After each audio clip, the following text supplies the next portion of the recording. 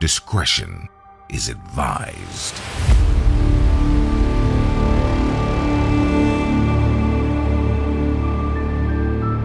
This is 10-Minute Murder.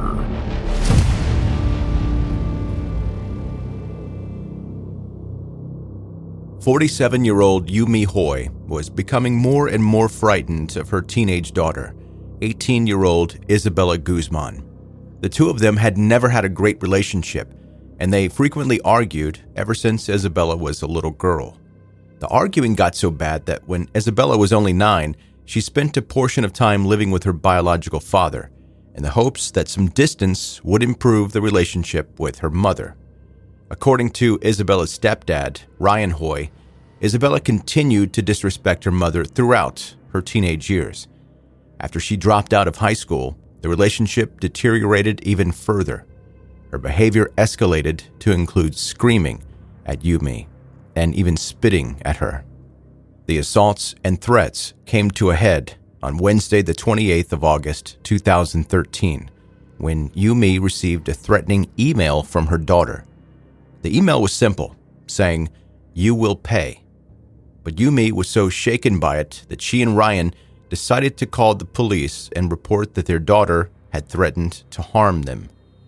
As well as calling the police about the threat, Yumi and Ryan called Isabella's biological father and asked him to come and talk to his daughter.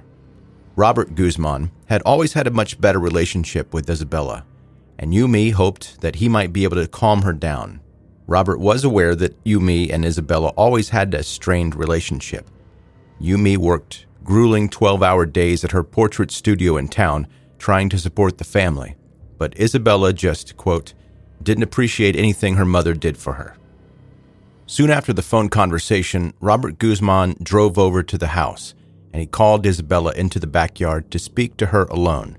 Quote, "I started to talk to her about the respect that people should have for their parents," Robert said, "and I was trying to let her know that she should be obedient to her parents, not rebellious, and that she should try to listen more, and everything was going fine in the conversation. I thought I made progress, but obviously it didn't do nothing, because hours later, this thing happened." When the police arrived at the house, they had a stern talk with Isabella, telling her that because she was a legal adult, if she didn't behave, her mother could kick her out of the house. They didn't seem to think that there was a serious threat. Instead, they viewed her as a rebellious teenager who needed to learn a lesson. To Yumi and Ryan's relief, the presence of the police seemed to work. Isabella calmed down and left them alone, spending the rest of the early evening alone in her bedroom.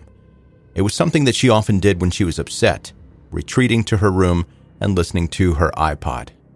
Later that night, Ryan was eating his dinner in the living room of the house when Yumi went upstairs to have a shower. Shortly afterwards, Ryan was startled by a loud banging noise and Yumi calling for help. He ran upstairs and he tried to enter the upstairs bathroom, but when he tried to push the door open, he saw that Isabella was inside with Yumi. She pushed her back against the door to hold it shut and then locked it behind her.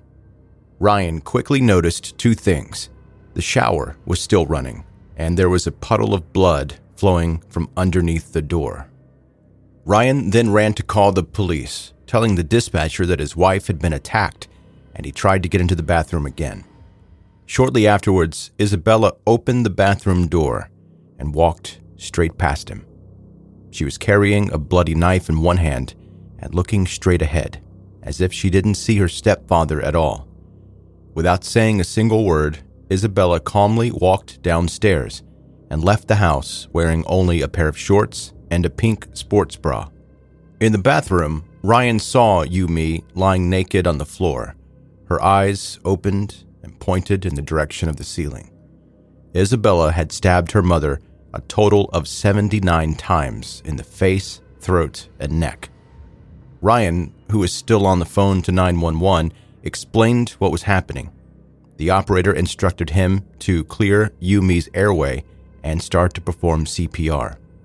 He did his best to try to revive his wife, but her injuries were too severe. She was already dead. On Thursday afternoon, the police received a call from a concerned member of the public who believed they had seen a body inside a parked car. Officers traveled to that parking garage where the caller had been, found the vehicle, but now there was no sign of a body anywhere. A brief search of the car uncovered items that were believed to be connected to Isabella, so a canine team and several undercover officers were called in to thoroughly search the area. During the search, an undercover officer saw a teenage girl matching Isabella Guzman's description, walking calmly out of the parking garage. He stopped and talked to her, but before she walked out of the building and into the parking lot, the three officers strategically followed Isabella, and before she could decide how to escape, they had completely surrounded her and drawn their weapons. She was quickly placed under arrest and taken to the Aurora Police Headquarters. That Friday, a judge ordered that Isabella be held in the Arapahoe County Jail without bond leading up to her trial. The court date was meant to have taken place on Thursday, but it had to be postponed after Isabella simply refused to leave her jail cell. Throughout the hearing, Isabella seemed like she wasn't taking the situation seriously, making faces at the camera in the courtroom and smiling. When the judge informed her that she was facing a first-degree murder charge, Isabella began crying. But then she looked straight at the courtroom camera and pointed at her tears, as if saying, "Look, I'm crying." Isabella decided to plead not guilty by reason of insanity, and shortly afterwards, a psychiatric evaluation led to her being diagnosed with schizophrenia and found unfit to stand trial. According to Isabella, she hadn't realized that she was stabbing her own mother.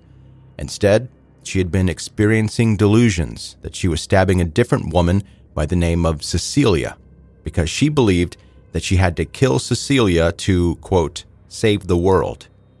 Isabella was institutionalized at Colorado Mental Health Institute, due to be released when the time came that she was found to be no longer a threat to herself or others. She spent 7 quiet years receiving treatment at the Colorado Mental Health Institute. Then, in 2020, 2 things happened. Isabella declared that she was now mentally fit for release, and she became an online celebrity. The footage from her hearing in 2013 had been reposted on TikTok, and bizarrely, she quickly gathered a fan base of supporters. The videos were reposted to music that romanticized Isabella's actions, including the Ava Max song, Sweet But Psycho. Commenters praised Isabella's physical appearance, filmed videos of themselves imitating the facial expressions that she made in court, and even created Instagram fan pages dedicated to photos of Isabella. Many people even suggested that Yumi must have done something to Isabella to result in the crime, or that Isabella's actions had been completely out of character for her, a sentiment that was partially shared by Isabella's biological father, Robert Guzman. Robert had previously told the media, quote, "Isabella's a good kid. She's good-hearted, but I don't know what could have happened, honestly, to provoke this kind of reaction." Isabella's aunt, Melanie Guzman, also believed that there was something more to the case. She visited Isabella a month or so before the murders and thought that she appeared to be a completely normal teenage girl. Quote, "Her demeanor was sweet," Melanie said, describing Isabella. "She's very coquette, and I can see her yelling, screaming, and storming off and locking herself in a room, but not being violent like that." During her time at the Colorado Mental Health Institute, she claimed that her outbursts of anger were a response to the abuse that she suffered from Yumi. She claimed that, while both of her parents were Jehovah's Witnesses, she made the decision to leave the religion as a young teenager, causing her mother to treat her very poorly. But she also said that if she could change what happened that day, or take it back, she would. Quote, "I was not myself when I did that," she said in an interview with CBS 4 Denver, "and I have since been restored to full health. I'm not mentally ill anymore. I'm not a danger to myself or others." In mid-2021, a judge approved Isabella's request to leave the institute to go to external therapy sessions, but her request to be discharged from psychiatric care was denied.